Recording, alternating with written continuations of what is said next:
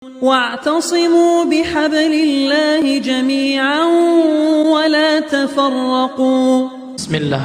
السلام عليكم ورحمة الله وبركاته. الحمد لله حمدا كثيرا طيبا مباركا فيه كما يحب ربنا ويرضى. أشهد أن لا إله إلا الله وحده لا شريك له وأشهد أن محمدا عبده ورسوله صلى الله وسلم عليه وعلى آله وصحبه أجمعين.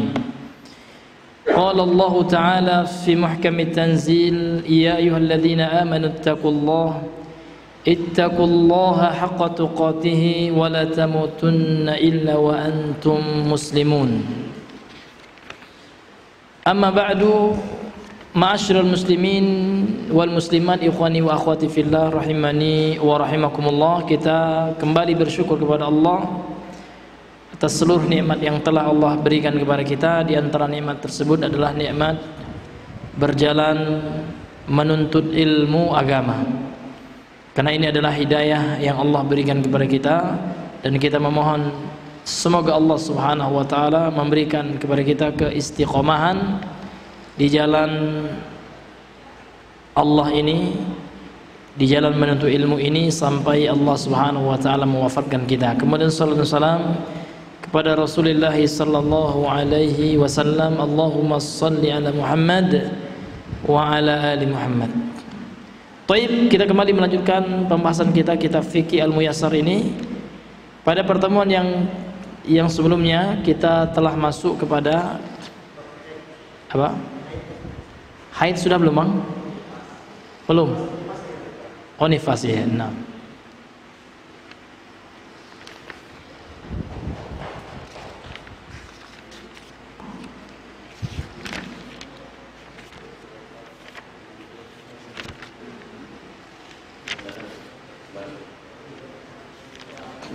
Taib. Qala al-musannifu rahimahullah, berkata penulis yang semoga dirahmati oleh Allah subhanahu wa ta'ala.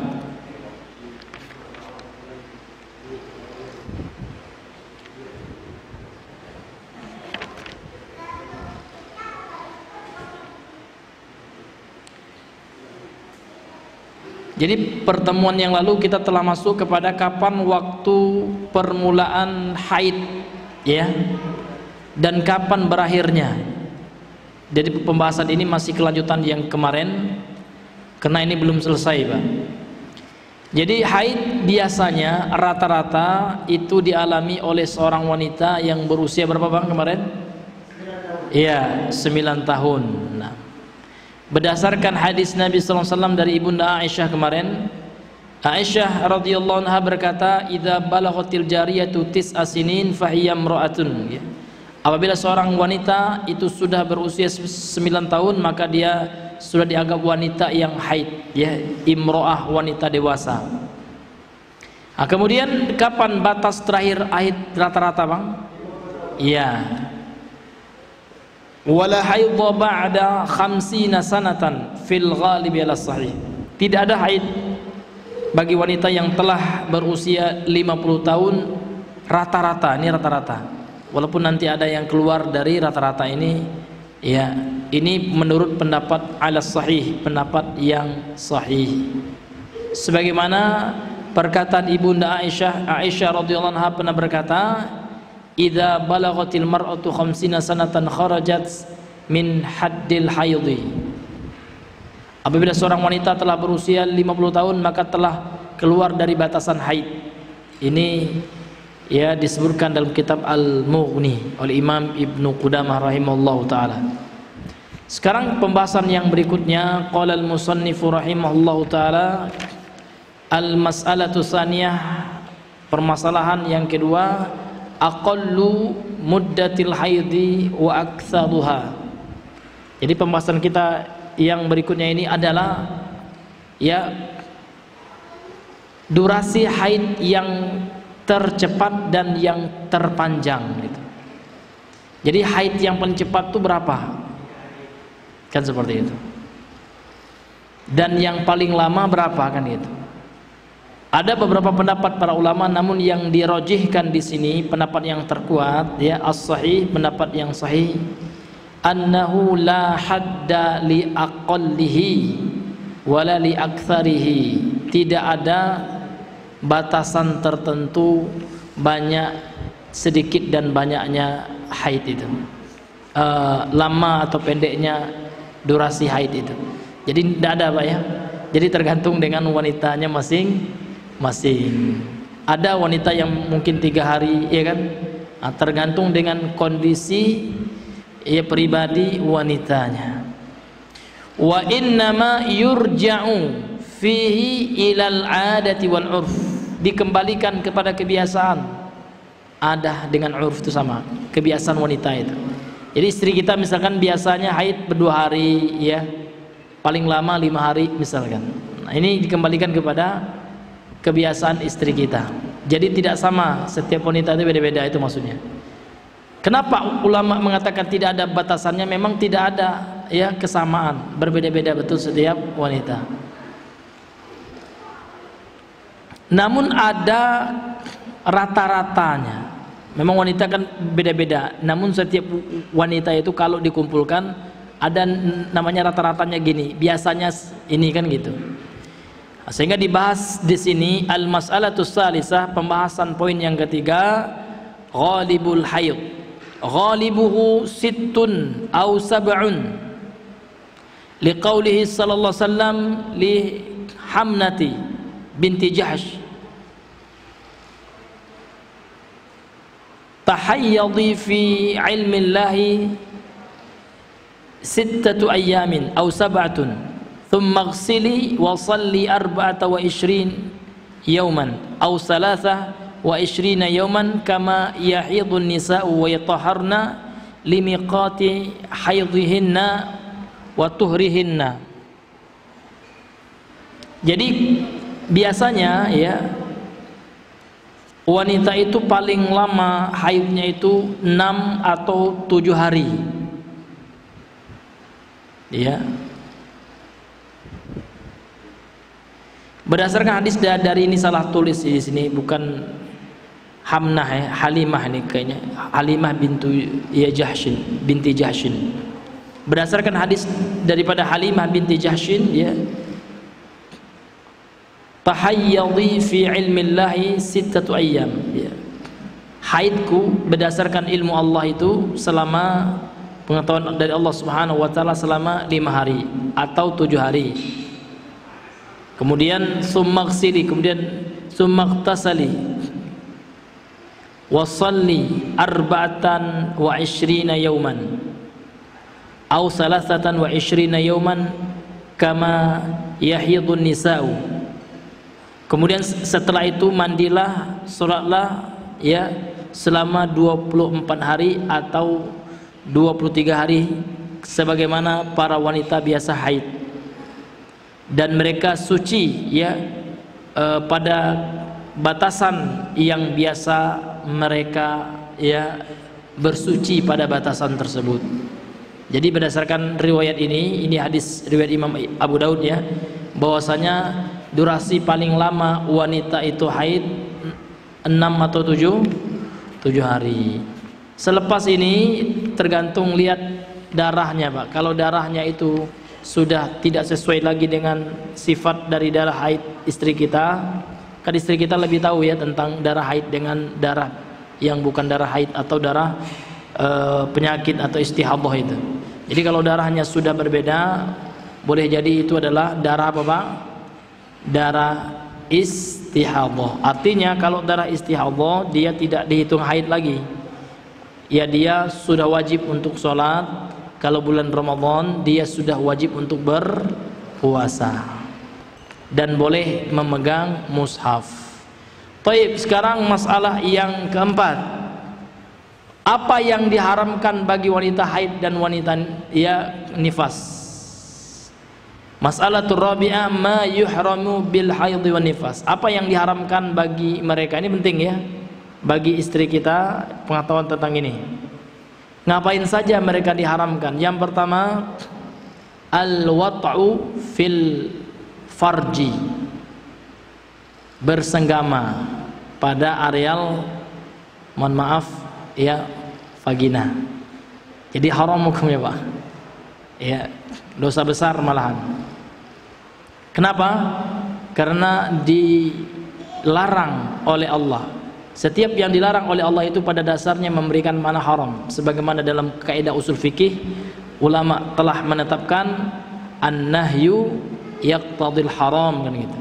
Setiap larangan baik dari Al-Quran dan As-Sunnah ini pada dasarnya memberikan makna hukum haram, kecuali ada dalil yang mengkhususkannya sehingga memalingkan dari hukum asalnya. Artinya pada dasarnya, pada asalnya setiap yang dilarang oleh Allah dan Rasulnya itu memberikan makna haram, itu hukum asalnya. Allah melarang dalam surah Al-Baqarah ayat 222. Ingat apa ya, ini ilmu bagi kita, gampang ngapalnya. Al-Baqarah 222 gitu. 222. Allah melarang bagi kita para suami untuk apa Pak? Iya. Untuk melakukan itu ketika istri lagi haid. Apa kata Allah? Fa'tazilun nisaa fil mahidhi. Jauhilah istri-istri, para wanita itu, istri-istri kalian itu ya, ketika mereka dalam keadaan haid. Wala taqrabuhunna hatta yatahurn. Janganlah kalian mendekati mereka. Maksud mendekati bukan mendekat biasa, boleh, ini bahasa Allah halus. Mendekati di sini artinya ya menggaulinya, itu maksudnya. Ya, jangan kalian mendekati, karena orang Yahudi ini lebih ekstrim Pak. Disebutkan di dalam hadis ya, orang Yahudi itu kalau wanitanya haid tidak boleh tinggal serumah, tidur di kandang ayam katanya. Nah, tapi kalau orang Nasrani parah, boleh semuanya. Wanita haid pun digasaknya gitu. Nauzubillahi min dzalik. Tapi kalau umat Islam enggak. Umat Islam pertengahan. Memang tidak boleh menggauli wanita haid, haram hukumnya. Tapi enggak kayak Yahudi juga kan gitu ya. Harus diasingkan, ya kan?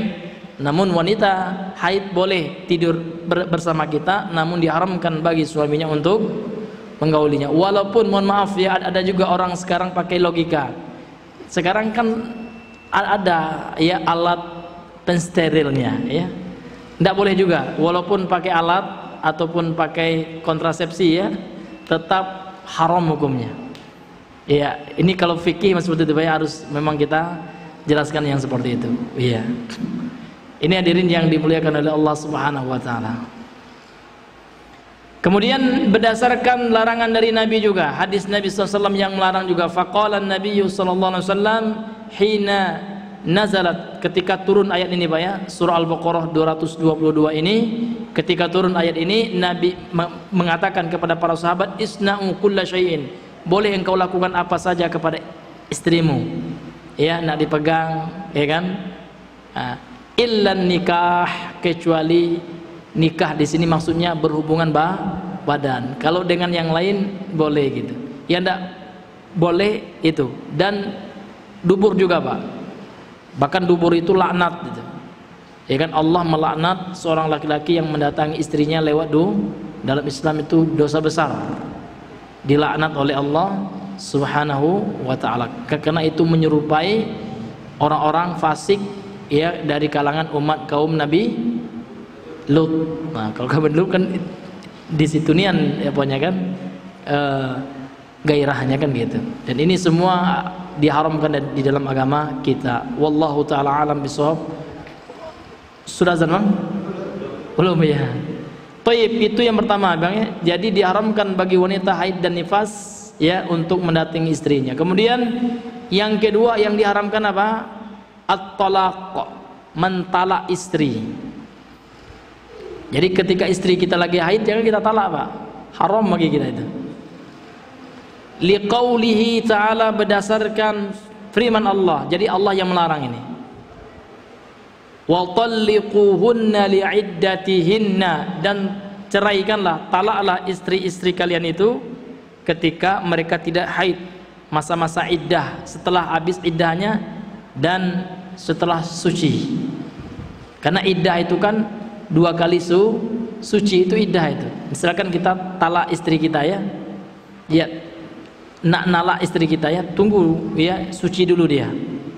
Itu maksud iddah di sini itu suci gitu.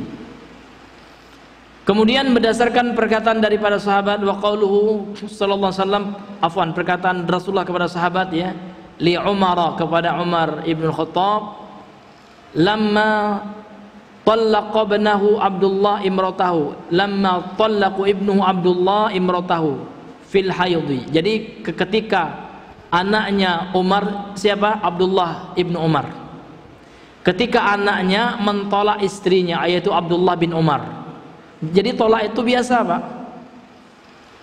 Ya, jangan kita menganggap talak itu sebuah, ini bukan saya menganjurkan talak dah ya. Namun dalam pandangan Islam, talak itu hukumnya sama dengan nikah. Kok gitu ya? Nikah itu ada hukumnya wajib ya kan? Talak ada juga hukumnya wajib.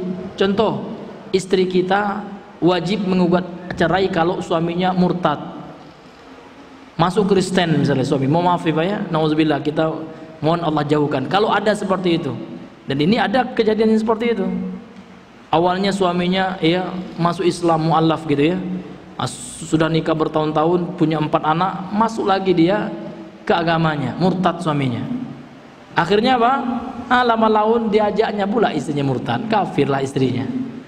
Makanya dalam Islam itu lihat, laki-laki yang akan kita jadikan menantu kita kalau kita punya anak perempuan gitu ya, yang sembarangan, agama itu nomor 1. Makanya ya dalam hadis Rasulullah mengatakan idza ja'akum man tardawna dinahu, kan gitu.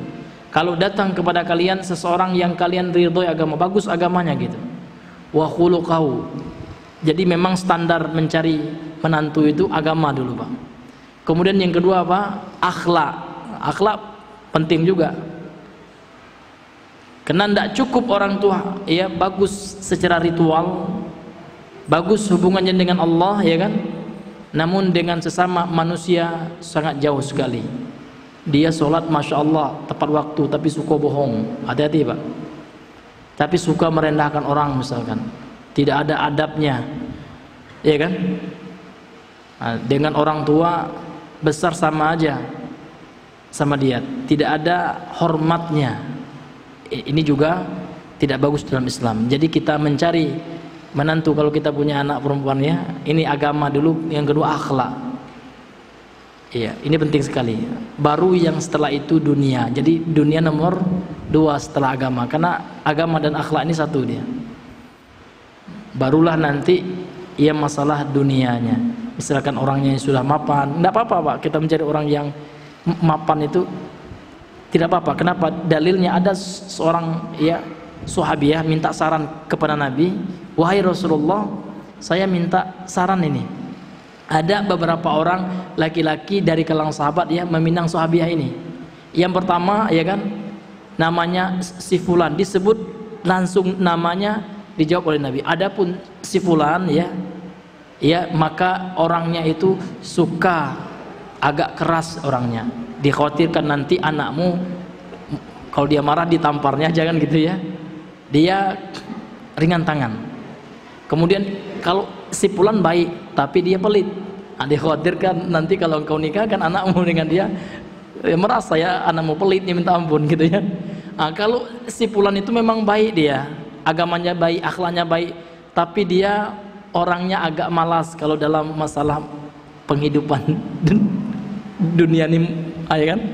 Jadi saya sarankan kau cari si A itu kan, disebutkan oleh Nabi itu bagus agamanya, kemudian dalam akhlaknya juga bagus, dan dia juga mapan, dan untuk kehidupan dunia ini dia nggak malas juga. Artinya apa? Nggak boleh juga Pak ya kita sudah mengaji ini udah urusan dunia malas aja gitu, udahlah kita di masjid aja lah, doa zikir gitu kan. Itu salah juga ya, karena kita disuruh untuk apa Pak ya, untuk berusaha dalam kehidupan dunia ini gitu. Ini hadirin yang dimuliakan Allah. Jadi malas itu Pak adalah sifat yang Rasul sendiri berlindung ya kan, minal jubni wal kasal, gitu diantara doa Nabi zikir pagi petang tuh ya. Jadi Nabi berlindung dari penyakit pengecut ya, penakut dan kasal. Kasal itu apa Pak? Malas, kaslan itu ya. Iya. Jadi tidak boleh malas kita. Jadi kita niatkan kalau kita berdagang ya, ke kantor, semangat Pak. Kita niatkan untuk apa? Untuk memberi nafkah istri kita, luar biasa pahalanya. Bahkan memberikan nafkah istri itu lebih besar pahalanya dari apa? Dari ngasih sedekah orang anak yatim. Iya. Kenapa? Kalau memberi sedekah anak yatim itu hukumnya sunnah. Sementara memberi nafkah anak istri kita hukumnya apa? Wajib. Maka harus semangat, nggak boleh ya malas-malas dalam mencari nafkah. Karena ini jihad, Pak.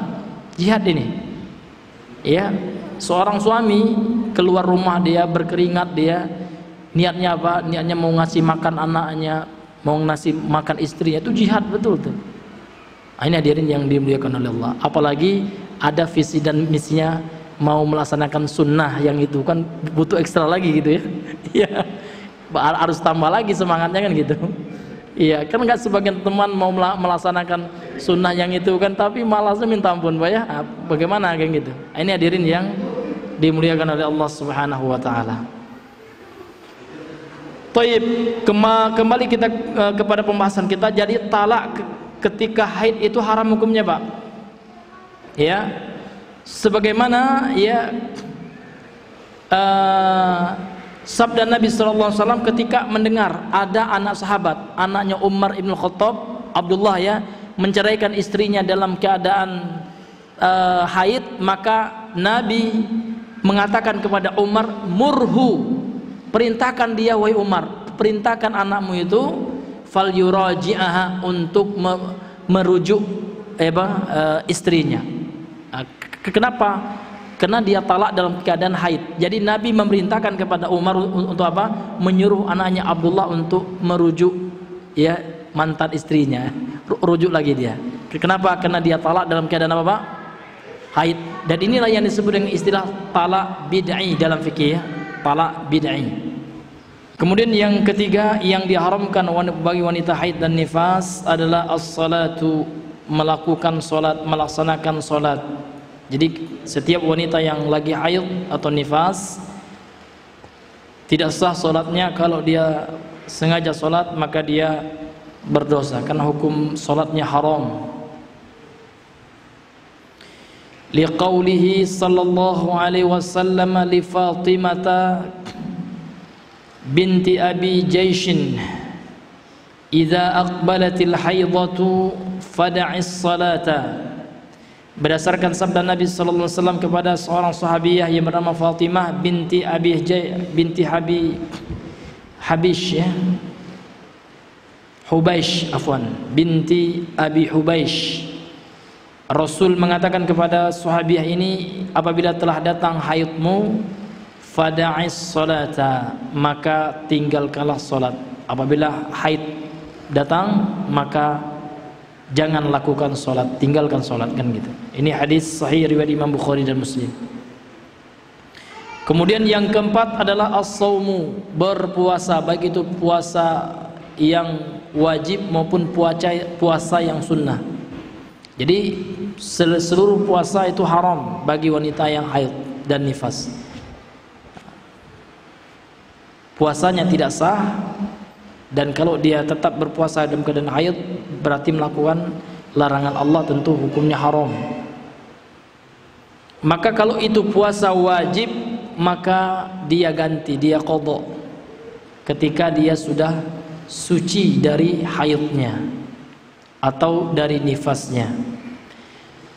Kemudian yang kelima, at-tawafu. Jadi kalau istri kita lagi umroh bersama kita, ternyata datang bulan, maka istri kita tidak boleh tawaf.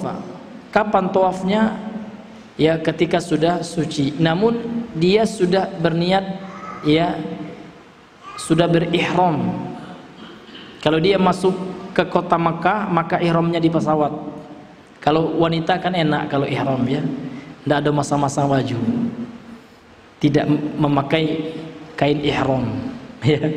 Tapi kalau laki-laki kan wajib memakai kain ihram di pesawat. Kalau kita mau turun di kota Mekah,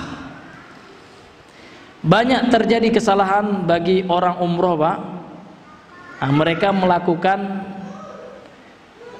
mohon maaf ya, semisal hilah kalau dalam bahasa Arabnya. Kalau bahasa kita itu melakukan strategi. udahlah saya ke Madinah ajalah langsung. Tidak bisa itu Pak. Selama dia lewat Mekah, kecuali pesawatnya langsung ke Madinah, maka mikotnya nanti di Zulhulaifah atau sekarang Bir Ali itu. Tapi kalau dia selama lewat Mekah, maka mikotnya wajib di Yalamlam, dan Yalamlam itu di mana Pak? Di atas pesawat. Nah itu hati-hati itu bagi yang umrohnya. Dia ke Mekah, lewat Mekah juga dia. Jeddah makna ke Madinah itu kan lewat Mekah itu. Ya kan? Ah itu salah mereka itu. Itu ya kan, itu melakukan apa? Kaget susah di pesawat katanya. Udahlah ke Madinah aja dulu. Kecuali pesawatnya langsung ke Madinah. Kalau langsung ke Madinah tapi wallahu alam Pak ya, lewat Mekah nak pesawatnya itu kan itu masalah. Tapi kalau yang namanya lewat Mekah Pak, tetap ihramnya kecuali nanti lewat Riyadh ya. Nah kalau Riyadh kan nanti ada itu tempat mikotnya. Tapi masalahnya itu kita di Indonesia Pak ya, dari Indonesia gitu. Karena banyak orang nggak mau repot. Ya. Ini Bapak Ibu yang mesti kita perhatikan itu, mikot kita, tempat kita berihram harus pada mikot yang telah ditetapkan oleh syariat. Jangan sampai kita mengakali namanya itu, ya kan? Udahlah, anda usah mikot dulu gitu, udahlah kita ke Madinah aja supaya lebih gampang. Itu namanya mengakali syariat, dia akal-akali itu. Alasannya Pak repot nanti di pesawat. Nggak boleh gitu Pak ya. Pesawat saja diingatkan Pak. Iya, itu pilotnya atau petugas pramugari atau pramugaranya itu mengingatkan itu. Bagi yang akan mikot kita sudah di Yalamlam katanya. Iya, itu menunjukkan apa? Disitulah kita mikot gitu. Nah, ini hadirin yang dimuliakan. Jadi kita kembali kepada pembahasan kita. Jadi tawaf hukumnya haram bagi wanita haid dan wanita nifas. Jadi bagaimana ya?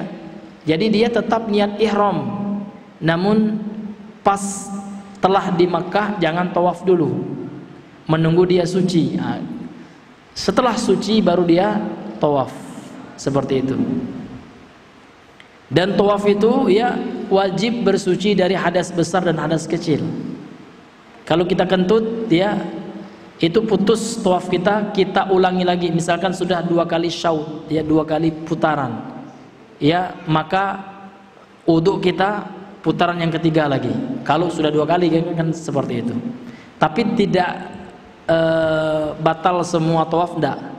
Jadi kalau kita kentut gitu ya, buang air kecil atau hadas kecil atau sesak berak gitu ya, iya kita pergi ke WC gitu ya, ke toilet.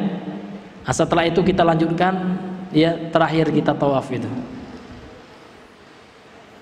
Ini Bapak Ibu yang dimuliakan oleh Allah Subhanahu wa taala. Kemudian ya, berdasarkan sabda Nabi sallallahu alaihi wasallam kepada Aisyah, liqaulihi, berdasarkan sabda Nabi sallallahu alaihi wasallam li Aisyah, kepada Aisyah istrinya radhiyallahu anha, lamma hadat, tatkala istrinya haid, Rasul mengatakan if'ali ma yaf'alul hajju, lakukan apa yang dilakukan oleh orang yang mengerjakan haji atau umrah, ghaira alla tatufi bil baiti hatta tathuri, ghaira alla tatufi, selain ya tidak boleh bagimu untuk tawaf di Ka'bah, di Baitullah itu ya, sampai engkau suci. Dan hadis ini hadis muttafaqun alaih, hadis yang dikeluarkan oleh Imam Al-Bukhari dan Muslim. Ini dasarnya wanita haid, sepakat ulama apa ya, tidak boleh untuk tawaf. Yang berbeda pendapat ulama kalau hadas kecil, orang kentut sah enggak? Namun menurut pendapat jumhur ya, tetap tidak sah. Harus suci dari hadas besar dan hadas kecil ketika kita tawaf. Dan di sini agak susahnya Pak. Namun kalau seandainya kita orangnya gercep ya, bawa air aja Pak, masukkan air ke tas kecil ya, pas kita ini kan jauh, kalau nak WC kan jauh Pak ya, di luar gitu. Nah, maka kita wudhu aja, wudhu darurat aja Pak ya, sekali aja ya, sekali kan yang wajib membasuh anggota wudhu kan sekali aja, muka ya kan, kedua tangan sampai siku, mengusap kepala, kaki, udah ya, cukup sekali aja yang wajib ya. Kita ambil aja air segini aja cukup itu, dalam keadaan emergency atau darurat ya. asalkan semuanya kena. Nah, ini hadirin yang dimuliakan oleh Allah. Karena saya pernah Pak, ya kan pas wudu, pas tawaf itu rasanya kentut, udahlah ya ambil air zam-zam gitu ya. Udah, karena orang-orang itu banyak juga yang gitu ya. Ya dalam keadaan seperti itu. Karena kalau nak keluar itu susah kayak masuk orang rame kan gitu. Ya. Ini hadirin yang dimuliakan oleh Allah Subhanahu wa taala. Kemudian apalagi yang diharamkan bagi wanita haid? Yang keenam, qiraatul Quran, membaca Al-Quran. Kecuali, ini ada pengecualian ya, kecuali bagi seorang hafizah. Kalau dia enggak murojaah, hilang hafalan ini, diberikan rukhsah ya oleh para ulama karena dalam keadaan darurat. Tapi kalau seandainya tidak ada juga hafalan gitu ya, dati hafalan juga ya, maka pada dasarnya tidak diperbolehkan ya, seperti itu. Wa huwa qaulu katsirin min ahli ilmi minas sahabati wat tabi'ina, dan ini adalah pendapat mayoritas. Katsir itu kebanyakan ya, mayoritas dari para ulama dan para sahabat dan tabi'in, wa man ba'dahum, dan para ulama setelah mereka. Lakin idza tajat ilal qiraati, namun kalau seandainya dia butuh untuk membaca, ka'an tahtaja ila muraja'atin, ka'an tahtaja ila muraja'ati mahfuziha, seperti dia butuh untuk memurajah hafalannya hatta la yunsa, sampai dia agak lupa, au ta'lim al-banat fil madarisi, atau dia mengajarkan ya anak-anak perempuan di sekolah-sekolah, ya kan dia guru tahfiz. Kalau tidak dia bacakan Al-Quran, tidak belajar orang gitu ya. Karena kalau guru tahfiz itu dia mesti ya mencontohkan, apalagi dia guru tahsin juga, dia harus membaca Al-Quran Pak, otomatis ya kan. Kalau dia aja gitu ya, dia belajar orang gitu ya.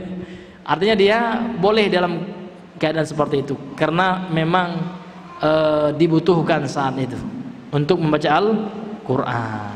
Nah ini Pak ya, ini pengecualiannya. Au qiraati wirdiha jaza laha dzalika wa illam tahtajja fala taqra, kama qala bihi ba'du ahli ilm. Atau dia membaca wiridnya, bacaan-bacaan yang ada Al-Qur'annya gitu ya, dia akan diajarkan di sekolah-sekolah gitu, maka diperbolehkan bagi wanita itu melakukan hal itu. Namun kalau seandainya tidak butuh dia baca, maka kembali kepada hukum asalnya, fala taqra, jangan dibaca, karena dia dalam keadaan haid. Kama sebagaimana qala bihi, yang disebutkan ba'du ahli ilmi, oleh sebagian para ulama, sebagaimana yang dinukilkan dalam kitab Asy-Syarhul Mumti', ya kitab fikih syarah Zadul Mustaqni' dalam fikih Hambali yang disyarah oleh Syekh Ibnu Utsaimin. Naam. Kemudian yang ketujuh Pak, yang diharamkan bagi wanita haid dan nifas. Yang ketujuh, masul mushafi, menyentuh ya mushaf tanpa pembatas ya. Tapi kalau ada pembatasnya, sebagian ulama mengatakan diperbolehkan. Ini bila hail, tanpa pembatas. Liqaulihi ta'ala, walaupun ini terjadi khilaf, ini masalah khilafiyah ini Pak ya. Namun yang dikuatkan dalam mazhab Hambali, yang dikuatkan juga oleh sebagian ulama, yang dirojihkan ya, maka jangan disentuh untuk kehati-hatian. Boleh jadi pendapat yang benar itu larangan bagi wanita menyentuh mushaf, dan kalau kita sentuh tentu berdosa kita, karena memang ada ulama berdasarkan dalil ya, mereka melarangnya. Dalilnya apa? Al-Quran ya. Walaupun terjadi perbedaan pendapat dalam mentafsirkan ayat ini, namun sebagian ulama mentafsirkan ayat ini untuk sebagai larangan bagi wanita haid menyentuh mushaf. Sebagaimana firman Allah dalam surah Al-Waqiah ayat 79, la yamassuhu illal mutahharun, tidaklah menyentuhnya, yakni menyentuh Al-Quran itu, kecuali orang-orang yang suci. Nah, suci di sini sebagian ulama berpendapat ya suci dari hadas besar, dan jumhur berpendapat juga suci dari hadas besar dan kecil. Jadi Pak, kalau kita kentut, usahakan wudhu dulu kita, baru kita sentuh mushaf Al-Quran. Kalau enggak, boleh jadi pendapat jumhur benar gitu ya, berdosa kita. Karena berwudu itu Pak tidak berat lah, insyaallah Pak ya. Dan kalau seandainya kita membiasakan berwudu Pak, berarti kita mengamalkan sunnah. Karena Nabi itu manusia yang amat sangat ya menjaga wudu, itu Nabi. Dan juga para sahabat. Bilal bin Rabah ini sahabat yang masya Allah suka menjaga wudu, dan setelah wudu selalu sholat sunnah wudu 2 rakaat. Sehingga karena keutamaan yang dia lakukan, amalan yang dilakukan, dia mendapatkan keutamaan bahwasanya trompahnya sudah terdengar di surga. Ini luar biasa. Salah satu amalan Bilal apa itu? Selalu menjaga wudu. Karena orang tidak mungkin bisa sholat sunat wudu Pak. Kalau dati wudu itu. Karena sholat sunat wudu itu dikerjakan kalau punya wudu. Kalau udah kati wudu, sholat apapun tidak sah. Nak sholat wajib tanpa wudu tidak sah. Nak sholat sunnah tanpa wudu tidak sah, kan gitu. Nah, ini menunjukkan apa? Bilal bin Rabah sahabat yang sangat getol menjaga wudu. Kemudian apalagi yang dilarang? Yang ke-8, dukhulul masjidi wal labsi fihi, masuk masjid dan menetap di masjid, duduk lama di masjid. Nah, seperti masjid sekarang ini masjid Pak ya. Jadi masjid itu Pak, dalam istilah syar'i ada masjid jami', al masjidul jami', yaitu masjid allati tuqamu fihi salatul jumu'ah. Masjid yang didirikan di dalamnya salat Jumat itu namanya al masjidul jami'. Ada namanya bukan masjid jami', ghairu masjidil jami', kan gitu istilah itu Pak ya. Apa itu? Masjid yang tidak ada salat Jumatnya. Masjid ini ada salat Jumatnya Bang? Berarti ini masjid juga namanya. Walaupun istilah kita langgar, surau, musalla itu masjid, selama di situ ada solat, ya, selama didirikan solat berjamaah di situ, dan ketika membangunkannya diwakafkan untuk tempat solat, maka itu dinamakan apa Bang? Masjid. Kan banyak pula orang itu kan tidak ada masjid, boleh-boleh saja wanita haid katanya.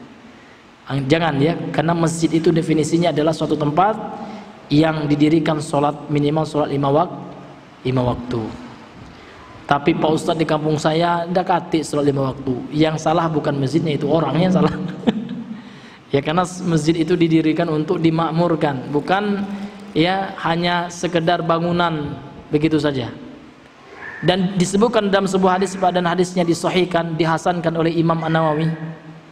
Tidaklah ya 3 orang yang berada di kampung ya, kemudian ya tidak didirikan kampung itu sholat, tidak ada sholat berjamaah, dekati azan.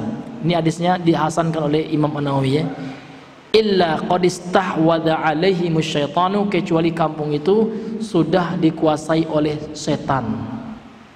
Jadi kampung itu kampung, nah ini kasar pula kita Pak ya. Kalau ada masjid di kampung itu tidak ada sholat berjamaah minimal ya, maka kampung itu dikuasai, berarti itu kampung na'udzubillahi min zalik. Itu bukan kata saya Pak ya, ini makna daripada hadis itu. Iya.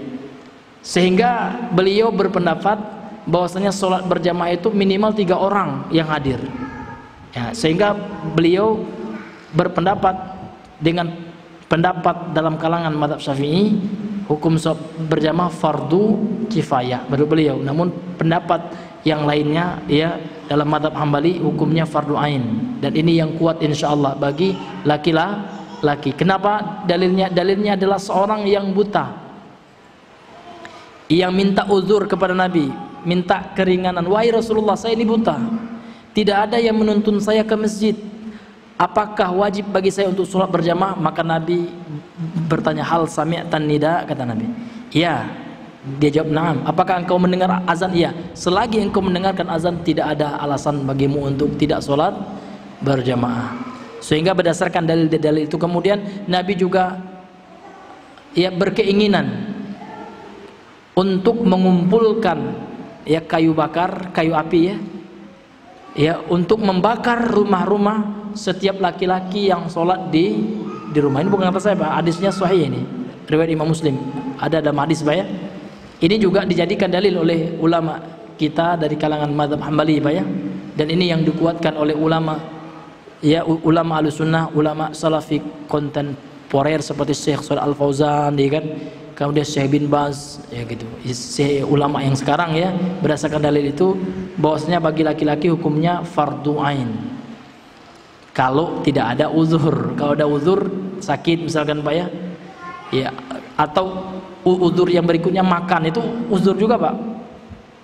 Pas orang azan lah terhidang makanan, maka Nabi mengatakan la sholata bihadratit ta'am, tidak sempurna sholat. Boleh tidak sholat berjamaah kalau kita memang sudah terhidang makanan, itu rukhsahnya, itu uzur juga Pak. Tapi Ustaz udah saya sholat janjian tidak apa-apa juga gitu. Artinya kalau diberikan pilihan, kalau nak makan itu lebih baik, karena lebih baik kita ingat sholat ketika makan daripada sholat ingat makan. Iya Pak, lebih baik kita pas makan tuh ya Allah ini sholat ya kan, pas Allahu Akbar, aduh ya perlapannya perlu ya Allah ya, ya kan, kayaknya enak makanan yang dihidangkan tadi itu Pak ya, diantara hikmahnya itu hikmah, bukan lantaran itu dah. Artinya ketika dihidangkan dengan makanan itu ada uzur ya, atau hari hujan ya, hujan deras ya, bismillah. Tetapi kalau seandainya kita ngotot ke masjid juga pas hujan-hujan sah boleh aja gitu ya. Ya, seperti itu. Wallahu taala alam bissawab. Jadi masuk masjid Pak ya. Dalilnya apa? Berdasarkan sabda Nabi sallallahu alaihi wasallam, la uhillul masjida li junubin, saya tidak menghalalkan masjid untuk ya berdiamnya orang yang junub berhadas besar. Jadi Nabi sendiri mengatakan masjid ini tidak halal bagi junub ya. Junub itu ada dua, bagi laki-laki maaf setelah melakukan hubungan ya dengan istrinya itu junub, atau setelah mohon maaf ya keluar air mani, itu junub dia. Maka Nabi mengatakan aku tidak menghalalkan masjid, berarti haram bagi orang junub itu ya duduk-duduk di masjid sampai dia mandi wajib kan gitu. Wala haidin, dan juga bagi wanita haid dan nifas tidak dihalalkan juga oleh Nabi. Berarti hukumnya apa Pak? Haram. Dan hadis ini sahih ya. Hadis ini sahih. Ini hadirin yang dimuliakan oleh Allah Subhanahu wa taala. Wali annahu sallallahu alaihi wasallam, dan juga Nabi sallallahu alaihi wasallam dahulu kana yudni ra'sahu li Aisyata wa hiya fi hujratiha faturajjiluhu wa hiya haidun wa hina idzin mujawaru ya fil masjid, atau mujawirun fil masjid, wa hadha yuhramu 'alaiha al-mururu fil masjid in khafat talwisuhu fa in aminat talwisuhu lam yuhram. Jadi Nabi dahulu Pak pernah mendekatkan kepalanya, artinya mendongakkan kepalanya kepada istrinya Aisyah ketika Aisyah berada di kamarnya, karena kamar Nabi itu memang dekat dengan apa Pak? Dekat dengan masjid. Hujrahnya Aisyah itu, kamarnya Aisyah itu. Faturajjiluha, kemudian Aisyah ya menyisir rambut Nabi, dan Aisyah ketika itu sedang di mana Pak? Sedang haid. Kalau seandainya boleh wanita haid tinggal masuk masjid aja Aisyah, ya kan? Namun Aisyah enggak, ya. Ini pendalilannya. Iya. Dan ketika itu tempat Aisyah itu rumahnya Aisyah itu, rumah Nabi itu Pak dengan Aisyah itu dekat dengan masjid kan gitu. Wa kadza, dan demikian pula yuhramu, diharamkan alaiha, atasnya, yakni atas perempuan haid, al-murur fil masjid, ya melewati masjid. Namun ada syaratnya. Syaratnya apa? In khafat, apabila dia khawatir talwisuhu, akan mengotori masjid. Boleh jadi ya di zaman dahulu itu belum ada softex kayak sekarang Pak ya, pembalut yang apa namanya itu yang kokoh kan gitu ya. Maka dikhawatirkan kalau seandainya sekedar lewat boleh sebenarnya Pak ya, kena ila abir sabil atau dalam Al-Qur'an ya, diharamkan orang junub itu masuk masjid kecuali hanya sekedar lewat. Contoh marbot Pak.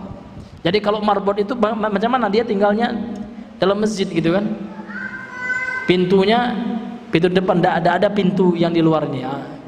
Ketika dia junub ya otomatis dia melewati masjid. Boleh kalau seandainya hanya sekedar melewati. Tapi kalau dia khawatir, ini khusus wanita haid ya, akan mengotori masjid itu, maka jangan lewat ya ke masjid. Nah, ini larangannya, alasannya ini ketika dia khawatir akan mengotori masjid itu. Ini hadirin yang dimuliakan oleh Allah. Itu lewat ya, tapi kalau menempat duduk lama di masjid ini tetap ya diharamkan. Berdasarkan hadis yang kita bacakan tadi, karena Nabi tidak menghalalkan masjid bagi siapa? Bagi wanita haid dan bagi orang yang berhadas besar atau junub dan yang semisalnya kan? Seperti itu. Namun kalau seandainya dia aman, jadi wanita ini insya Allah kalau hanya sekedar lewat ya, aminat talwisuha ya, kemudian aminat talwisaha, dia merasa aman tidak akan mengotori masjid, lam yuhram, maka kalau hanya sekedar lewat maka tidak diharamkan. Diharamkan lewat masjid bagi wanita haid kalau dikhawatirkan akan mengotori masjid, karena darah haid itu Pak najis itu ya. Kalau kita meletakkan najis ke masjid tentu hukumnya haram ya. Wallahu ta'ala a'lam bisawab.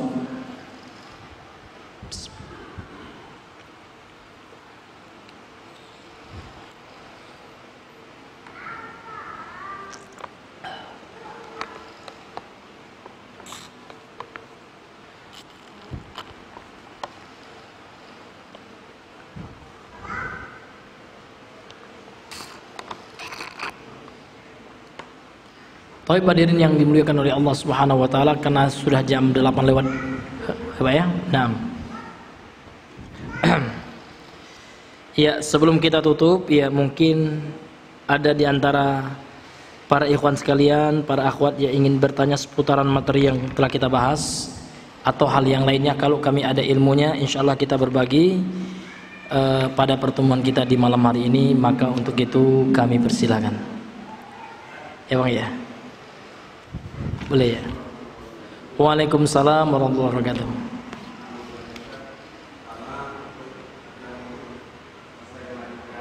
Ya.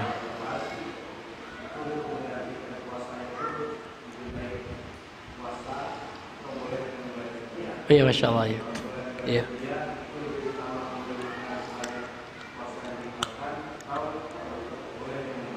Iya. Iya.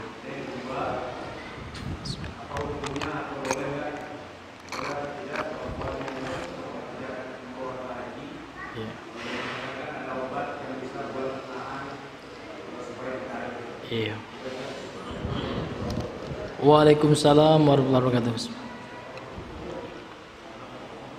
Iya, yang pertama kalau wanita ya yang membayar wanita nifas ya. Jadi apa yang dia harus lakukan? Ya. Jadi wanita nifas itu yang pertama kalau dia khawatir Pak ya. Kalau dia puasa ya, dan wanita nifas itu kan biasanya habis itu menyusui ya Bang ya. Nah, jadi hukumnya itu masuk kepada hukum wanita yang menyusui. Maka wanita yang menyusui itu ya diberikan rukhsah untuk tidak berpuasa. Itu namanya al-murdi'ah ya, al-murdi', wanita yang menyusui itu ada rukhsah untuk tidak berpuasa. Namun apa yang dia lakukan setelah dia menyapih anaknya? Maka ada beberapa pendapat di kalangan para ulama. Yang pertama, dia wajib mengqadha ya puasanya. Ya. Kemudian dia wajib pula ya membayar fidyah. Bagaimana rinciannya? Ini sebenarnya telah kita bahas ya. Yang pertama, kalau seandainya dia hanya khawatir terhadap dirinya, maka dia hanya puasa saja Pak. Tapi kalau seandainya wanita kan tidak hanya pada dirinya kan, dia juga khawatir terhadap anaknya. Kalau dia berpuasa maka dia khawatir juga anaknya akan kenapa-kenapa gitu kan, akan kekurangan gizi, kekurangan ASI dan selainnya. Kalau dia khawatir terhadap diri dan anaknya, maka dia wajib mengqadha dan membayar fidyah itu, Bang. Ya, kalau bayar fidyah aja apa? Nah, ini pendapat yang kedua. Ini pendapat kedua dari para sahabat ya, yaitu pendapatnya Ibnu Abbas. Namun jumhur ulama seperti yang saya sampaikan ini, ya kalau seandainya wanita yang menyusui itu, ya ketika dia menyusui itu tidak berpuasa lantaran khawatir terhadap diri dan dia dan anaknya, maka dia wajib mengqadha dan membayar fidyah. Ini jumhur, Pak. Tapi kalau seandainya pendapat Ibnu Abbas, dia hanya membayar fidyah saja, apalagi kalau dia adalah seorang wanita yang subur. Maksud subur itu, Pak, ya setelah dia melahirkan kan menyusui dia. Nah, setelah dia menyusui, Pak, hamil lagi dia. Jadi nggak sempat dia puasa gitu kan. Aktif terus dia setiap tahun, kalau nggak menyusui hamil, kalau nggak menyusui hamil, kalau nggak menyusui hamil lah. Nah, kalau ada wanita yang seperti itu, ada, Pak, memang wanita yang seperti itu, yang subur seperti itu ya. Apalagi suaminya pingin anaknya banyak kan gitu. Nah, kalau tidak dia menyusui hamil, kalau tidak menyusui hamil, maka bagi wanita yang seperti itu boleh untuk hanya membayar fidyah. Kemudian apa lagi, Bang? Oh ya, sebenarnya ya yang terbaik, mana yang lebih baik itu ya, maka kalau ijtihad ulama yang sekarang, sebagian ulama itu lebih baik ya memberi makan makanan yang ada lauknya. Dilihat dari beberapa sisi. Yang pertama, sasaran kita fidyah itu ada orang miskin. Kalau seandainya kita hanya memberi beras gitu ya, boleh jadi orang miskin ini tidak punya uang untuk beli lauk gitu. Nggak mungkin lah dia makan beras saja kan, atau makan nasi saja. Nah, maka kalau menurut pendapat sekarang, ulama sekarang ya, lebih baik pakai nasi yang sudah siap saji, nasi bungkus itu, karena sudah lengkap ya, ada lauk pauknya gitu. Tapi kalau seandainya kita nggak punya uang juga, orang yang membayar fidyah ini pas-pasan boleh. Kalau hanya dengan makanan pokok saja boleh, setengah sok itu ya, dia wajib membayarkan setengah sok atau 2 mud, 2 inilah ya, 2 genggaman laki-laki yang sedang. Kalau dikilokan 1 sok itu kita ambil batasan yang paling tinggi, 1 sok kita anggap 3 kilo lah. Jadi setengah sok itu 1,5 kilo. Itu kita ambil yang grade yang tinggi aja, Pak. Walaupun ada ulama yang mengatakan 1 sok itu cuma 2,5 kilo gitu kan. Nah, kalau kita lebih baik daripada kurang, itu tidak boleh, Pak. Kita boleh bayar zakat itu Pak, kalau Bapak bayar lebih bagus itu, Pak. Ya tidak boleh itu kurang, itu ya tidak boleh. Karena kalau lebih, kelebihannya itu akan dihitung sunnah. Tapi kalau sengaja kita kurang itu dihitung kikir. Dosa gitu kan gitu. Contoh sekarang Bapak punya emas ya 85 gram, Pak ya, maka Bapak wajib ya menzakatkan 2,5% ya, Pak ya. Itu minimal, Pak. Tapi kalau Bapak orangnya baik betul, dalam Ustaz saya 5% boleh gitu ya. Karena kelebihan yang 2,5% itu dihitung sunnah, sedekah kan gitu. Nah, tapi yang tidak boleh itu cuman kita keluarkan zakatnya 1% saja. Yang 1,5%-nya kikir kita gitu ya.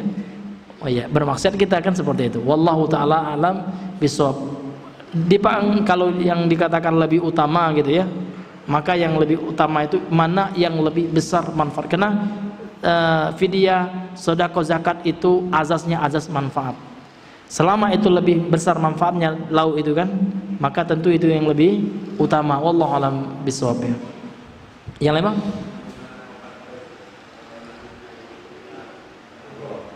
Oh iya, ya memakai obat untuk menolak haid, Bang ya, menunda haid. Ya, itu yang pernah juga saya cari itu, Pak ya. Kalau memang ya waktu kita umroh itu sedikit, ya, artinya kita cuman paketnya 12 hari gitu ya. Oh rupanya 6 hari pula haid, ya kan, tidak bisa sholat, nggak apa.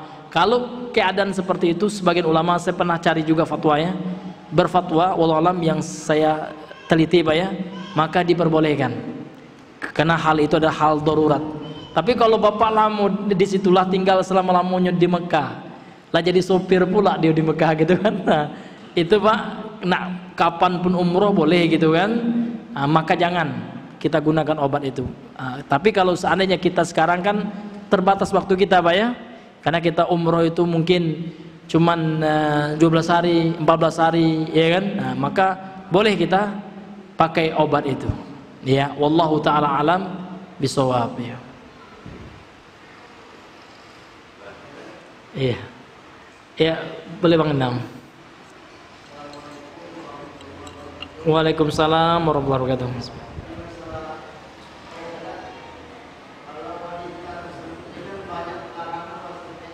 Iya.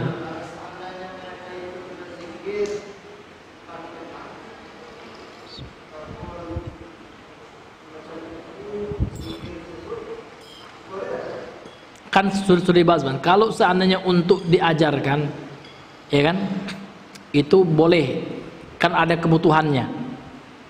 Tapi kalau memang rutinitasnya zikir itu ya cukup di hati aja, jangan dilafazkan. Nah, yang dilarang itu kan kalau dilafazkan, sama dengan orang masuk WC Bang ya.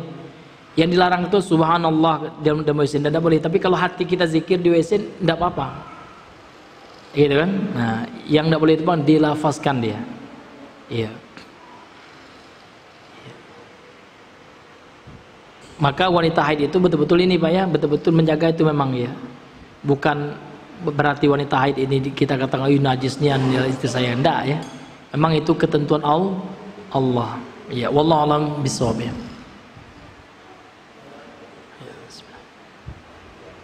Ada yang lain Bang?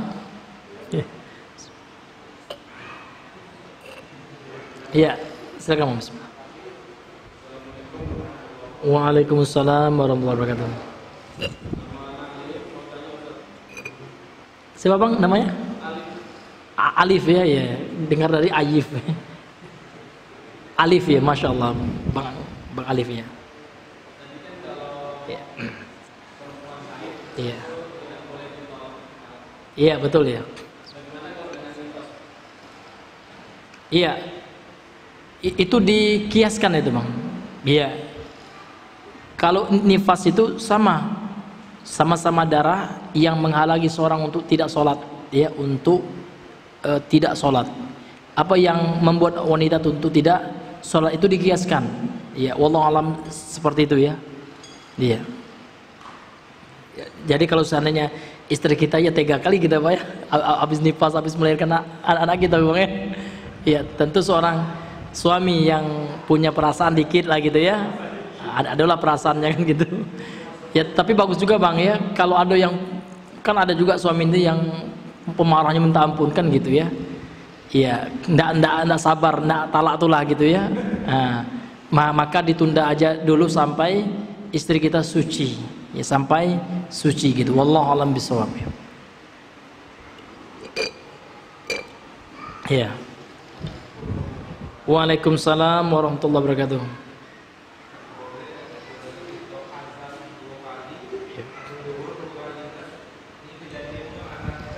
Oh, iya.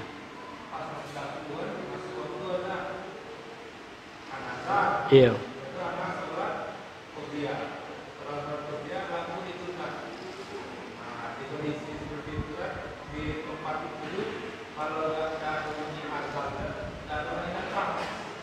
Iya.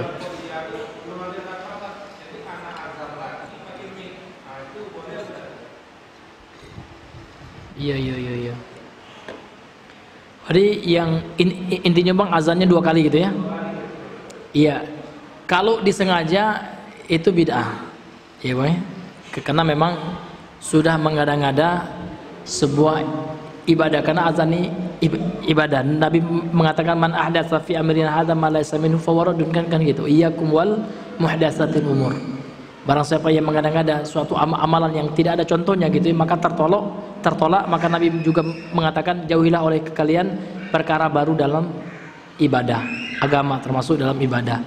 Dan jadi azan 2 kali zuhur itu Pak, itu nggak ada, bukan dari sunnah Nabi dan juga bukan dari sunnah para sahabat.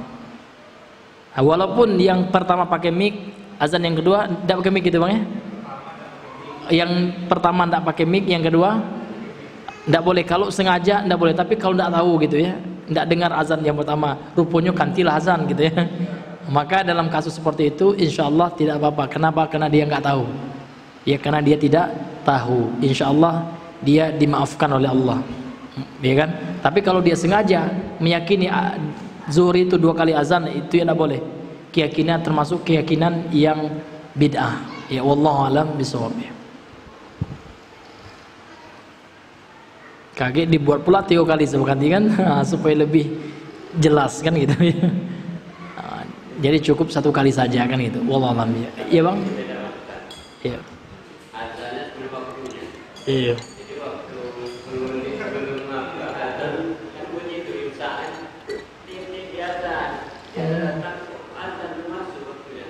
Iya. Oh. Oh.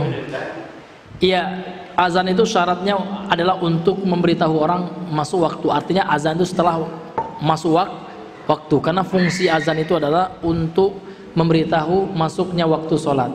Tapi kalau seandainya belum masuk waktu sholat, ya, maka tidak boleh azan kecuali ada pengecualian ketika azan subuh.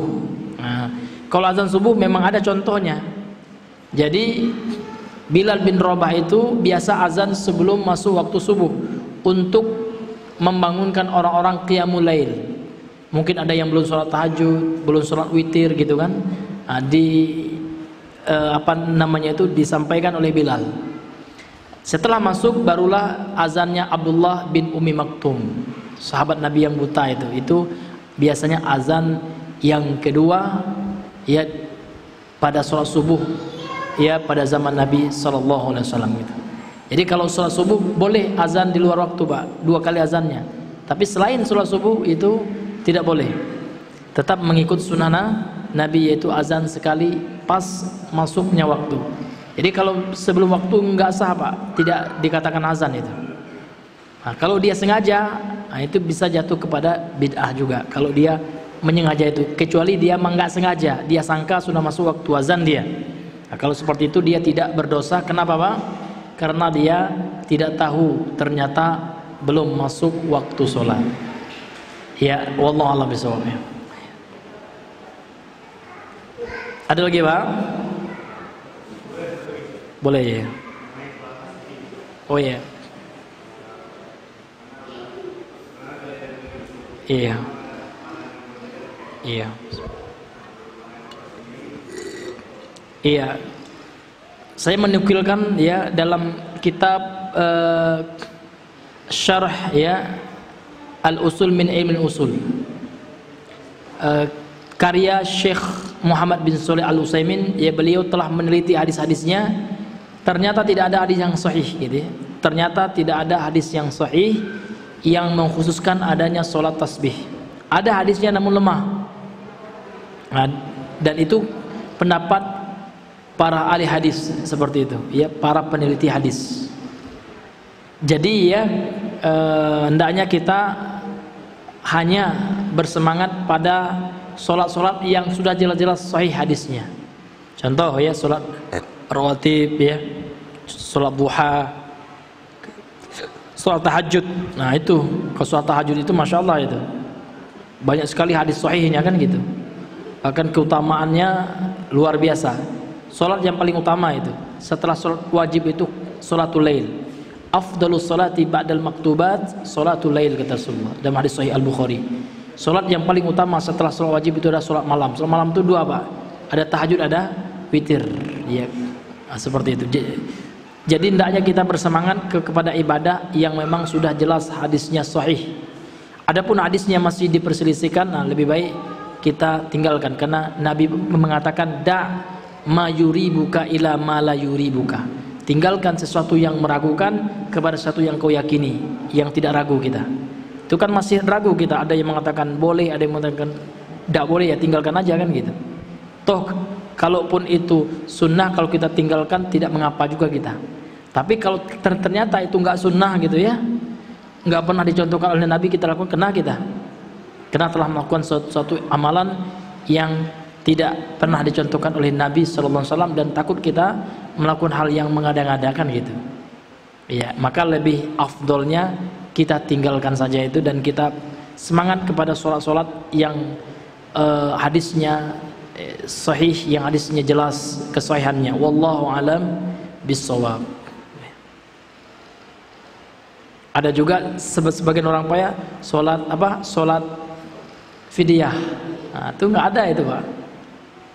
Atau sholat untuk orang mati, iya kan? Yang ada itu, Pak, sholat jenazah berimam kita. Ada imam, ada makmum, kan seperti itu. Dan kalau Bapak pingin sholat jenazah, ya umroh lah, Pak. Karena habis sholat fardu ketika di Masjidil Haram atau di Masjid Nabawi itu, wah, ya, banyak orang meninggal kayaknya, Pak ya.